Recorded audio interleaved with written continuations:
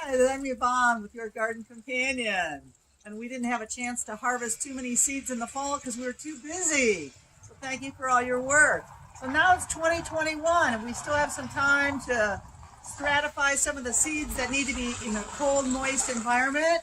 So we're going to go ahead and show you how to harvest some seeds and then prepare them for planting, because now is the season to plant. We got snow on the ground, lots of good moisture and precipitation, and this is what the plants need to prepare for germination.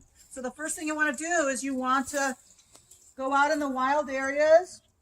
This is the wild areas of my yard, and it is a model for what we do here at Your Garden Companion.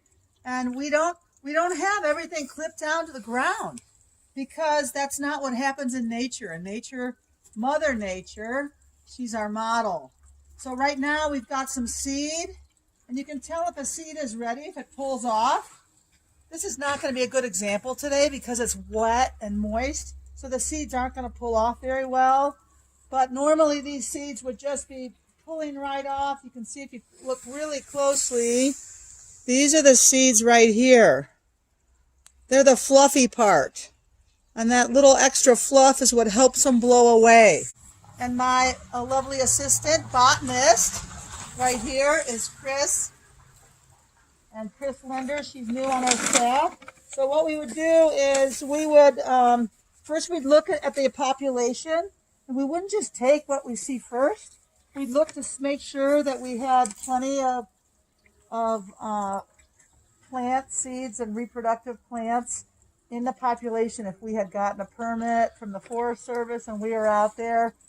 And we wouldn't want to take the first. We'd want to look around, make sure the population is healthy, then we might only take 10%. And we probably wouldn't take them all from the same plant because then you want more genetic diversity. And you get genetic diversity when the bees go from one plant to another, they cross-pollinate. We'd have some nice little clippers here. We might pull off some of the stem, or we might just harvest from the top. And we like to use a brown paper bag so that the plants can breathe and you don't get mold in your seeds. So we would collect. We're going to collect that one. I'm going to show you, we've got penstemon here.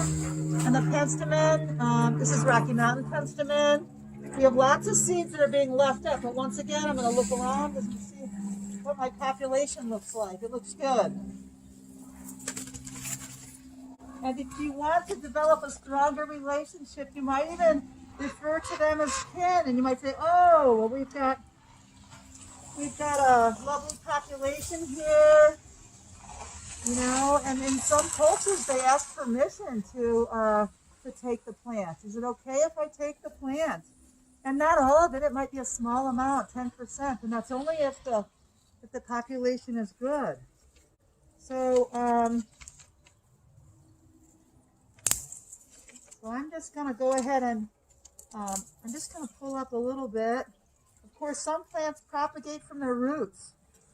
So this plant propagates pretty well. We'll probably cut that off.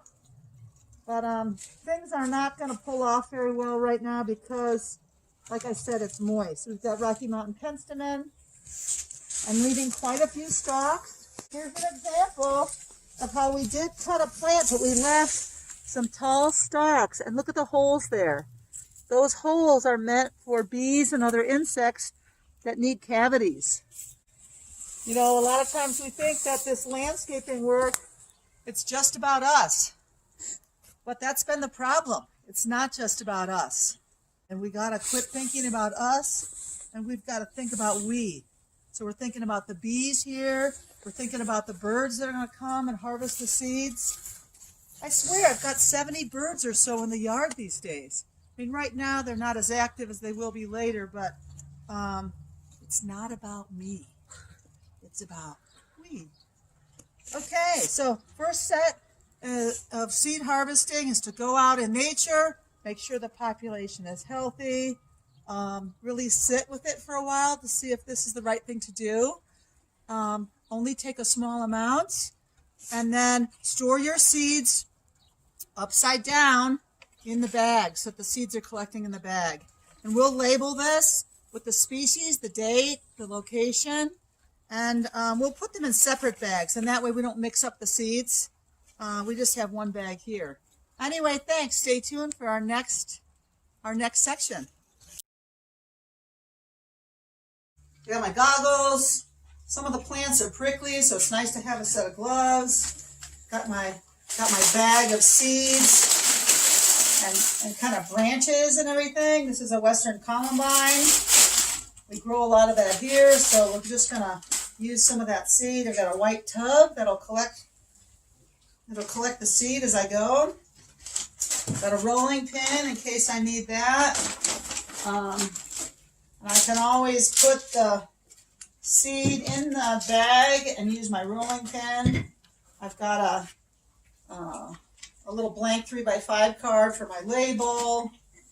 I've got my ruler here because I might want to record just the size of the screen that I'm using. So there's different mesh screens. We have very small to very large screens.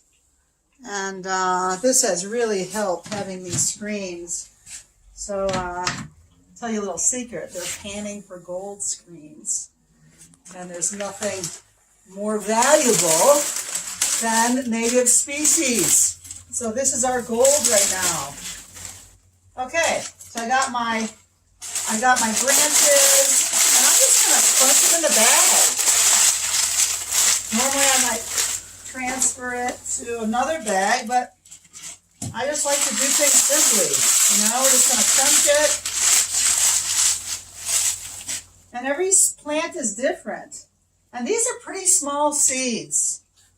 But I'm gonna just show you as an example that what we might do is you start with the largest screen. Okay, just crunch my bag, put it on my large screen. And there's still a lot of things in here, so I'm just going to use my hands. Okay, I'm going to put my mask back up because it's a little dusty too. So that's what's important is we're going to do it outside today, but there's a lot of snow out there. So I'm just going to crunch it up. And I'm going to shake it around a little bit. But there's a lot of big chunks in there that still could have seeds in there. So look what I got. Well, I've got a little bit of branches, but we're really still not, the seeds are not completely clean yet. You know, birds will clean the seeds when they eat them. Rodents clean the seeds. I mean, sometimes the animals will crush the seeds, but most birds will actually just clean it. It will pass through their body.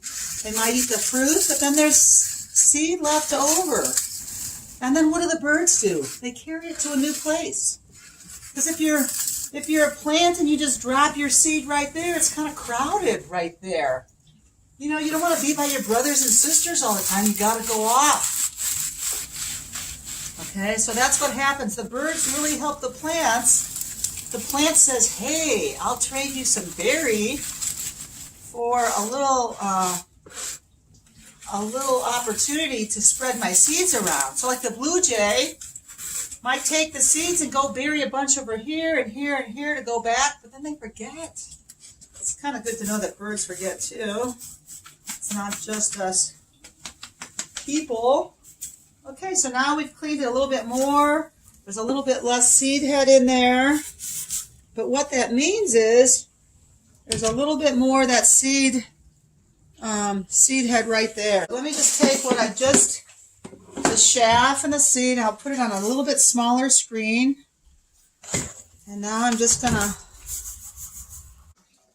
and now look at that. We've got quite a bit of seed in there. Western Columbine. Okay, now we're going to have our seed ready, and we'll, we've got our little list of plants that we're going to put at our client's house, and what it might need to germinate, and what species we're going to take. And this is the time of year, you want wildflowers at your place, we might have a few seeds left over if you wanted to get in on the fun. But it's an El La Nina year, so it should be a wetter winter, so that's why we want to plant this winter. You can't really guarantee what you're going to get. but it's worth it because if you do get a good propagation from more moisture and moist soils, then it's cheaper than putting out plants from starts and from the nursery. So good luck if you want to try that, or give us a call at Your Garden Companion. You can call me personally, 541-480-6997.